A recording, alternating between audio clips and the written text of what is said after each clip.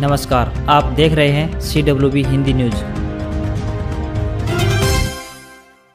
विक्रम संवत 2077 शक संवत 1942 आज आश्विन मास के कृष्ण पक्ष की प्रतिपदा तिथि तदनुसार शुक्रवार 2 अक्टूबर 2020 हम अपने दर्शकों का CWB हिंदी न्यूज पर स्वागत करते हैं।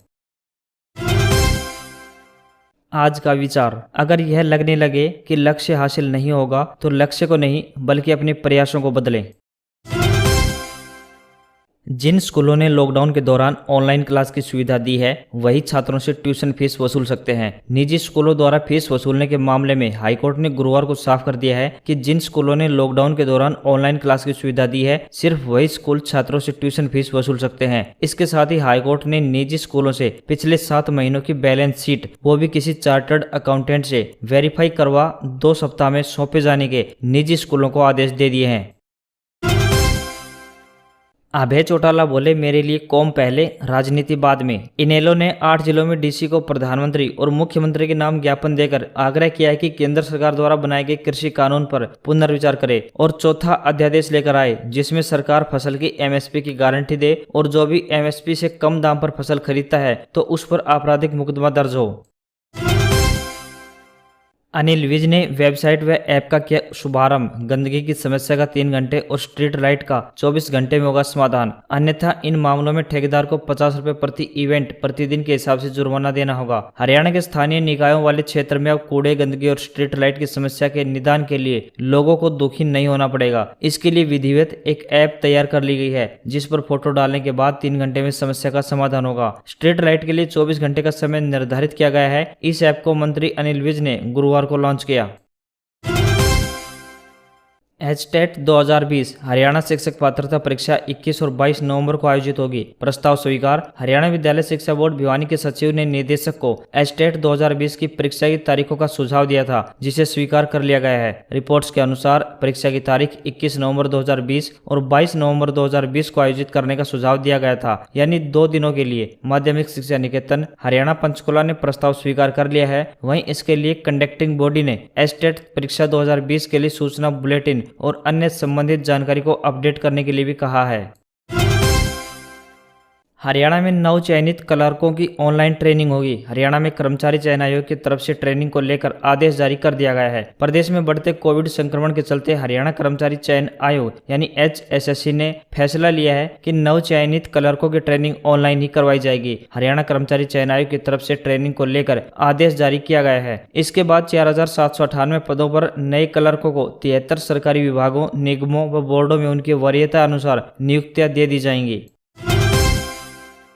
हरियाणा खाद्य एवं महापूर्ति विभाग के अतिरिक्त मुख्य सचिव PK दास ने बताया कि वन नेशन वन मार्केट के तहत यूपी व अन्य प्रांतों के किसानों की फसलें हरियाणा में न आने देने के आरोप बेबुनियाद व काल्पनिक है। किसान 2 किस्म का धान, बासमती और नॉन बासमती बाहर से लेकर आ रहे हैं जिसमें कोई रोक टोक नहीं है। उन्होंने बताया कि जो वन नेशन वन मार्केट है उसका मकसद ही यही है कि खरीदने और बेचने वाला कहीं भी बैठा हो वे आपस में खरीद फरोख्त कर सकते हैं। उन्होंने बताया कि हम कोशिश कर रहे हैं कि 6 अक्टूबर से जो बाहर के किसान हरियाणा बेचना चाहते हैं उनके लिए पोर्टल खोला जाएगा। वो वहां अपना पंजीकरण करवाकर SMS पाने के बाद अपना सामान बेच सकेंगे। देश में 24 घंटे में 81,693 मरीज मिले और 78,646 लोग रिकवर हुए। इसके साथ ही संक्रमितों की संख्या 63,91,960 हो गई है। इनमें से 53,48,653 लोग रिकवर हो चुके हैं। वहीं गुरुवार को 1,096 की मौत हो गई। मरने वालों की संख्या 99,804 हो गई है। वहीं कर्नाटक में एक दिन में 10,000 नए केस मिले। Punjab unlock 5 updates. सूबे की सरकार की गाइडलाइन जारी। रेगुलर नाइट कर्फ्यू और संडे लॉकडाउन खत्म। नहीं चल सकते बिना मास्क। कैप्टन अमरिंदर सिंह ने कहा कि राज्य में कोरोना संक्रमण के केसों में कमी और त्योहारों के सीजन को देखते हुए लिया गया राहत का फैसला। विवाह, शादियों और अंतिम संस्कार में 100 से ज्यादा लोग शामिल हो सकेंगे जबकि कार में 3 और बसों में 50% लोग सफर कर सकेंगे। सुशांत मामले में हत्या का एंगल। CBI सुशांत की मौत के केस में जोड़ सकते हैं धारा 302। पिठानी और नीरज बन सकते हैं सरकारी गवाह। एक चश्मदीद ने दावा किया है कि सुशांत की मौत से ठीक एक दिन पहले यानी 13 जून को रिया सुशांत से मिली थी। दूसरे चरण में फिर से होगी दीपेश सावंत, सिद्धार्थ पिठानी, नीरज और केशव से पूछताछ। एम्स ने जांच रिपोर्ट सौंपकर कहा केस में किसी भी एंगल को नहीं छोड़ा जाएगा। अनलॉक 5 में स्कूलों पर फैसला। 15 अक्टूबर के बाद राज्य ही फैसला ले सकेंगे और एसओपी बनाएंगे। पेरेंट्स की मंजूरी जरूरी होगी। अटेंडेंस के लिए बच्चों को मजबूर नहीं किया जा सकेगा। गृह मंत्रालय ने कहा है कि स्कूल, कॉलेज और कोचिंग संस्थान खोलने का फैसला उनके प्रबंधन के साथ बात करके लिया जा सकता है। Big boss 14 updates. महज 45 दिनों में तैयार हुआ बिग बॉस का अल्ट्रा मॉडर्न घर। आर्ट डायरेक्टर बोले, घर के अंदर आने वाला भविष्य बनाया है। टेलीविजन का सबसे बड़ा controversial reality show big boss जल्द ही अपने 14वें सीजन के साथ लौट रहा है। इस सीजन को भी बॉलीवुड एक्टर सलमान खान होस्ट करते नजर आएंगे। पिछले सीजन की तरह ही इस बार इसकी शूटिंग भी मुंबई स्थित फिल्म सिटी में ही होगी। इस बार जेल नहीं होगी, हालांकि स्विमिंग पूल जरूर रहेगा।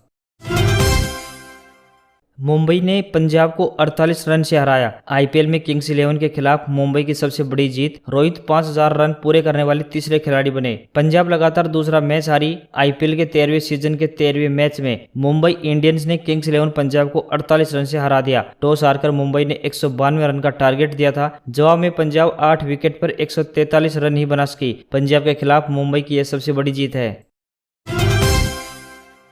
रिलायंस रिटेल की 5वीं डील। अबू धाबी की मुबादला रिलायंस रिटेल में 6247 करोड़ रुपए का करेगी निवेश। 1.40% मिलेगी हिस्सेदारी। जियो के बाद अब रिलायंस रिटेल में निवेश का तांता लगा है। रिलायंस रिटेल में यह 5वीं डील है। हालांकि निवेश 4 कंपनियों का ही है, क्योंकि एक कंपनी ने 2 बार निवेश किया है। अब तक कुल निवेश 25,000 करोड़ रुपए के ऊपर पहुंच गया है। सभी कंपनियां वही हैं जो जियो में निवेश की हैं।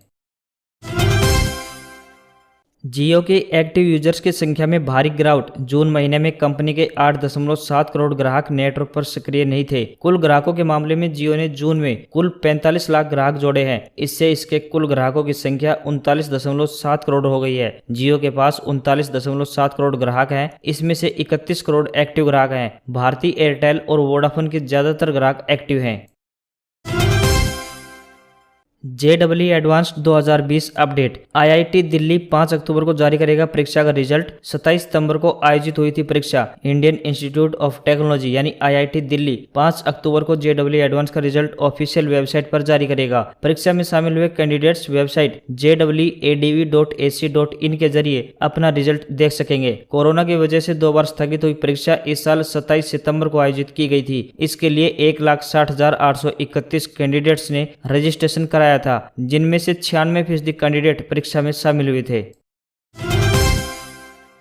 SSC CGL 2018 updates. Combined graduate level tier 3 परीक्षा का रिजल्ट जारी। 32,001 कैंडिडेट्स ने हासिल की सफलता। दिसंबर 2019 में हुआ था एग्जाम। दिसंबर 2019 में हुई इस परीक्षा में कुल 41,803 कैंडिडेट्स परीक्षा में शामिल हुए थे। इन उम्मीदवारों में से कुल 32,001 उम्मीदवारों ने परीक्षा में सफलता हासिल की है। परीक्षा में पास हुए कैंडिडेट्स अब डॉक्यूमेंट की वेरिफिकेशन प्रोसेस में शामिल होंगे। कुछ पदों के लिए स्किल टेस्ट भी होगा।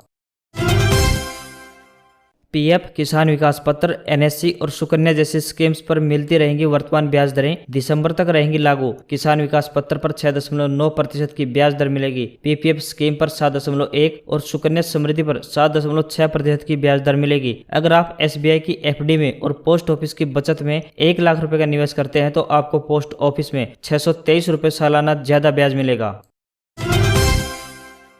नवाज शरीफ की बड़ी मुश्किल। पाकिस्तान के कोर्ट का पूर्व PM नवाज शरीफ के सभी बैंक खातों को फ्रीज करने का आदेश। उनकी सभी जमीनें और पुश्तैनी मकान भी जब्त करने को कहा। नवाज शरीफ को पाकिस्तान के कोर्ट ने 9 सितंबर को तोशाखाना मामले में भगोड़ा घोषित किया था। गुरुवार को उनकी संपत्तियां जब्त करने का भी आदेश जारी कर दिया गया है। नवाज शरीफ पिछले साल नवंबर से ही लंदन में है। कोर्ट के बार बार समन भेजने के बावजूद हाजिर न होने की वजह से उन्हें भगोड़ा घोषित किया जा चुका है।